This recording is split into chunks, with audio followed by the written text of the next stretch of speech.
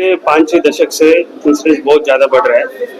Autism के लिए therapies के अलावा कुछ ज़्यादा कुछ सॉल्यूशंस नहीं है, पर ऑटिज़म रिसर्च में बहुत सारा चीज़ एक्सप्लोर किया गया है। उसमें से एक इम्पोर्टेंट चीज़ जो है ऑटिज़म, हम जो खेती में यूज़ करते हैं केमिकल्स, और ये फॉरएवर केमिकल्स बोलते हैं, मैन मेड केमिकल्स बोलते हैं, उनकी बायो एक्यूमुलेशन की वजह से, और जो ये बायो एक्यूमुलेटेड केमिकल्स है जब गर्भस्थ शिशु के अंदर जाते हैं वो ऑटिज्म को कॉज करने का एक इम्पोर्टेंट सिग्निफिकेंट फैक्टर हो सकता है। ये चीज़ हम body burden study of the newborn बोल के 2005 में एनवायरमेंट प्रोटेक्शन एजेंसी और यूएस गवर्नमेंट ने किया है, और इसके बारे में इसका रिपोर्ट महा रिपोर्ट बल्कि 2025 में रिलीज किया गया है US government. It's a gazette document है, मेक अमेरिका हेल्दी अगेन। ये इन दोनों के हिसाब से ऑटिज्म में मेजर बच्चों को ये प्रॉब्लम ये केमिकल्स की वजह से हो रही है।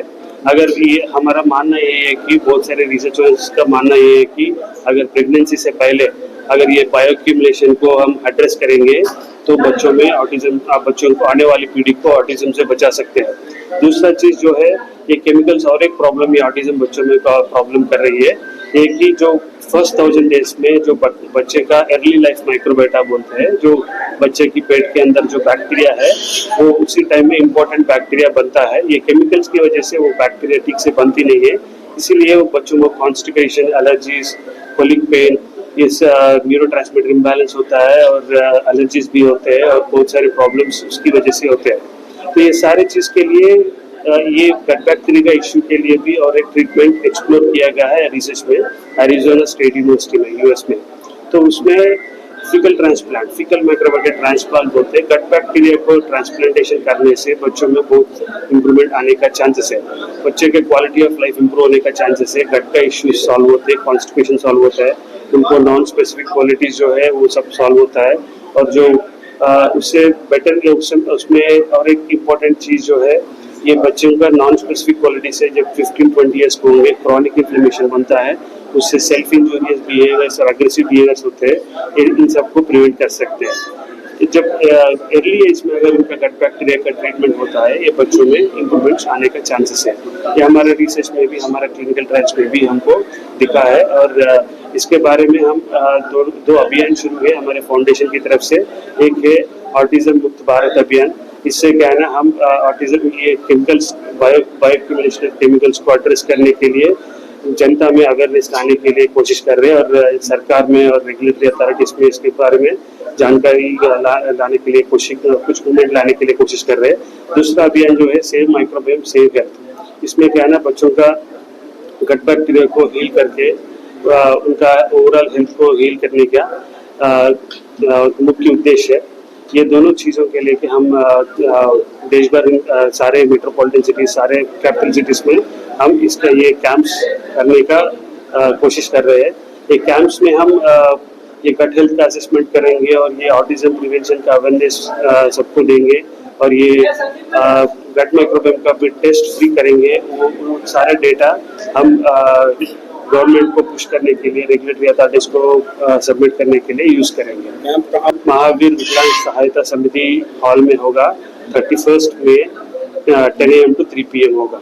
कहाँ से लोग आएंगे और अभी तक कितने रजिस्ट्रेशन हो चुके हैं? अभी प्रेस कॉन्फ्रेंस के बाद हमको पता चलेगा कितने रजिस्ट्रेशन आएंगे। अभी तो कुछ 10 तक रजिस्ट्रेशन है, और वो डॉक्टर्स और दूसरे सेंटर से वो हम रिकमेंडेशन आए थे। तो अभी प्रेस कॉन्फ्रेंस के बाद हम एक्सपेक्ट करें कि 50 to 100 बच्चे आएंगे वहाँ पे कैंप में। ये भारत मुक्त अभियान जो आप चला रहे हैं सर? मेरा नाम है डॉक्टर चंद्रशेखर, मैं कार्डियोलॉजिस्ट हूँ, और मैं रिस्प्लेस ऑटिज्म रिसर्च फाउंडेशन का चेयरमैन हूँ। और जब उसको एक कंडीशन हुआ था, उसका वो अपना नाम या जो भी हम बोल रहे हैं उसको समझना बंद हो गया बिल्कुल। नाम के लिए भी मुड़ के नहीं देखता था, और उसको बोलना नहीं आता था कि मुझे खाना चाहिए, पानी चाहिए, और उसको कुछ भी तकलीफ़ होती थी वो बस रोता था चीख चीख के, और मुझे छूने भी नहीं देता था।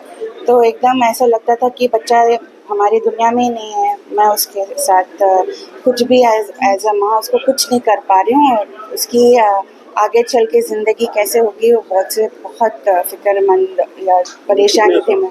अभी 8 साल का है। हमने ये ऑटिज़्म, हाँ जी, हमने एफएमटी ट्रीटमेंट किया है हैदराबाद में और 20 से 25% भी 25 से 30% मैं नहीं कह सकती हूँ कि इम्प्रूवमेंट आए हैं बच्चे में। वो भागता रहेगा तो थोड़ा काम शांत हुआ है और वर्ड्स निकल रहे हैं, बात करने की कोशिश करता है, लेके जाता है, दिखाता है अगर उसको कुछ चाहिए तो, और थेरेपी में अच्छे से रिस्पॉन्ड कर रहा है। दूसरी चीज़ है, वो पॉटी ट्रेन नहीं था, वो डायपर में था 8 साल तक। अभी वो खुद जा रहा है वॉशरूम, खुद यूज़ कर रहा है, तो देख के खुशी हो रही है कि ठीक है वो इंडिपेंडेंट हो रहा है। जी, मैं सोबिया हूँ, मैं कनाडा से हूँ और मेरे बेटे का नाम दारिया है। Thank you.